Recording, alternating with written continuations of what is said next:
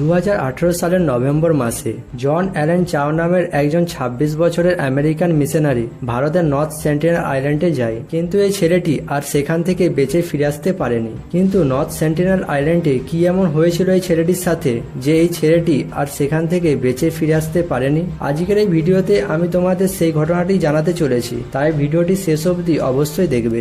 জন Allen চাওয়ের জন্ম 18 December 1991 সালে আমেরিকাতে হয়েছিল, আর জন একজন খ্রিস্টান ছিল।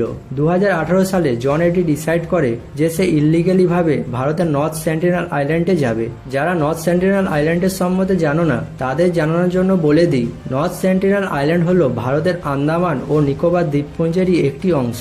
এই গ্রুপে মোট 572টি আইল্যান্ডস রয়েছে, যাদের মধ্যে একটি হলো নর্থ সেন্টিনেল আইল্যান্ড। এই আইল্যান্ডটিতে যেসব মানুষেরা থাকে তাদেরকে আমরা নর্থ সেন্টিনেলিস বলি, আর এরা পৃথিবীর লাস্ট আনকন্ট্যাক্টেড ট্রাইব, মানে এরা বাইরের পৃথিবীর সম্বন্ধে কিছুই জানে না। এই আইল্যান্ডে থাকা মানুষেরা এখনো স্টোন এজের মানুষদের মতো নিজেদের জীবন কাটায়। এরা এখনো জঙ্গলে পশু শিকার করে, সমুদ্রে মাছ ধরে কিংবা গাছের ফল খেয়ে নিজেদের পেট ভরে। চাষবাস কি জিনিস সেটি এরা এখনো জানে না। আর এই সেন্টিনেলিস লোকেরা যে ভাষায় কথা বলে সেই ভাষা আজ পর্যন্ত এই সেন্টিনেলিস লোকেরা ছাড়া অন্য কেউই বুঝতে পারেনি। নর্থ সেন্টিনেল আইল্যান্ডে থাকা মানুষেরা না তো এই আইল্যান্ডটি ছেড়ে বাইরে কোথাও গেছে, আর না তো বাইরের কোনো মানুষদের এই আইল্যান্ডটিতে আসতে দিয়েছে। এই সেন্টিনেলিস লোকেরা বাইরের কোনো লোককে যদি তাদের আইল্যান্ডের আশেপাশেও দেখতে পায় তাহলে এরা তাদের উপর হামলা করতে শুরু করে দেয়। 2006 সালে দুজন ফিশারম্যান ভুল করে এই আইল্যান্ডটিতে চলে যায়। এরপর সেন্টিনেলিস লোকেরা তাদের উপর হামলা করে তাদের দুজনকেই মেরে ফেলে। ভারত সরকার এই আইল্যান্ডটির উপর ব্যান লাগিয়ে রেখেছে। বাইরের কোনো মানুষের এই আইল্যান্ডটির আশেপাশে 5 কিলোমিটার এরিয়ার মধ্যেও যাওয়া পুরোপুরি নিষিদ্ধ। এই সব কিছু জানার পরেও জন এটি ডিসাইড করে যে সে এই আইল্যান্ডটিতে যাবে আর এখানে থাকা মানুষদের খ্রিস্টান ধর্মের পাঠ পড়াবে। ভগবান জিসাস কতটা মহান ছিল সেটি এখানে লোকেদের জানাবে। তাই জন এই আইল্যান্ডটির পাশের একটি আইল্যান্ডে যায়, আর সেখানে যে জন সেখানে দুজন লোকাল ফিশারম্যানকে এটি রিকোয়েস্ট করে যে তারা যেন তাকে নর্থ সেন্টিনেল আইল্যান্ড অবধি নিয়ে যায়, যার জন্য জন এই দুজন ফিশারম্যানকে 25,000 টাকা দেয়। এরপর এই দুজন ফিশারম্যান জনকে নর্থ সেন্টিনেল আইল্যান্ড অবধি নিয়ে যাওয়ার জন্য রাজি হয়ে যায়। 14 নভেম্বর রাত্রিবেলা জন তার যাত্রা শুরু করে রাত্রের অন্ধকারে, যাতে কোস্ট গার্ডস এদেরকে না দেখতে পায়। জন তার নিজের সাথে একটি ফুটবল, কিছু শুকনো মাছ, একটি ওয়াটারপ্রুফ বাইবেল আর তার সাথে একটি কায়াক নিয়ে গিয়েছিল। জন ফুটবল আর শুকনো মাছগুলোকে সেন্টিনেলিস লোকেদের গিফট হিসাবে দেবে বলে নিয়ে গিয়েছিল।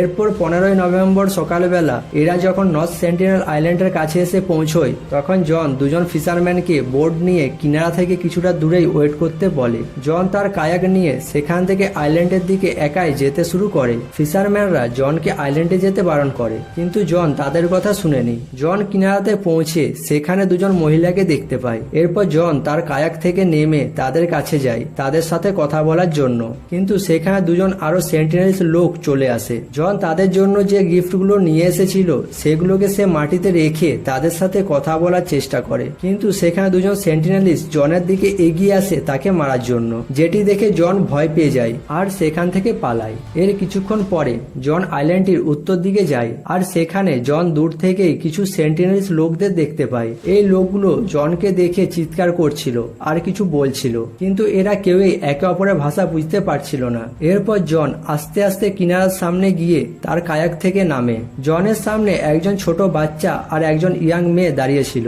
জন তাদের সাথে কথা বলার জন্য তাদের দিকে এগিয়ে যায়, কিন্তু সেই সময় একজন সেন্টিনেলিস লোক পেছন থেকে এসে জনের কায়াকটি ছাড়িয়ে নেয়। জন সামনে থাকা বাচ্চাটিকে বাইবেলের কোনো একটি বাণী বোঝানোর চেষ্টা করে, কিন্তু সেই বাচ্চাটি তার তীর ধনুক নিয়ে জনকে মারার জন্য তার দিকে তীর চালিয়ে দেয়, কিন্তু সেই তীরটি বাইবেলে এসে লাগে আর জন বেঁচে যায়। এটি দেখে জন আরো একবার ভয় পেয়ে যায় আর সেখান থেকে পালাতে চেষ্টা করে, কিন্তু এবার জনের কায়াকটিও ছিল না, যার জন্য জন কোন রকমের সাঁতার কেটে বোট অবধি পৌঁছয়। রাত্রিবেলা জন ফিরে যে এই সমস্ত ঘটনা তার ডায়েরিতে লেখে, আর সবার শেষে জন এটি লেখে যে গড, আমি মরতে চাই না, আমার মনে হয় আমার এখান থেকে চলে যাওয়াই ঠিক হবে। কিন্তু জন তার ধর্মকে নিয়ে এতটাই পাগল হয়ে গিয়েছিল যে সে এর কিছুক্ষণ পর নিজের মনকে রাজি করিয়ে নেয় এই আইল্যান্ডটিতে আরো একবার যাওয়ার জন্য। 16 নভেম্বর 2018 তারিখে জন তার ফ্যামিলিকে একটি চিঠি লেখে, যাতে এটি লেখা ছিল যে তোমরা হয়তো এটি শুনে ভাববে যে আমি পাগল হয়ে গেছি,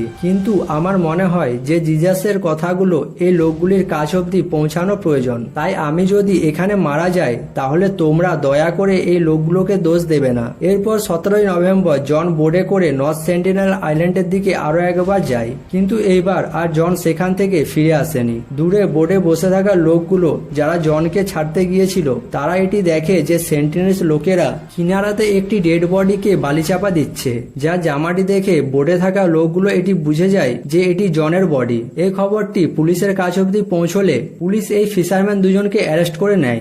আজকের এই ভিডিওটি এখানেই শেষ করছি। তোমাদের যদি এই ভিডিওটি ভালো লেগে থাকে তাহলে ভিডিওটি একটি লাইক করে চ্যানেলটি সাবস্ক্রাইব করে দেবে।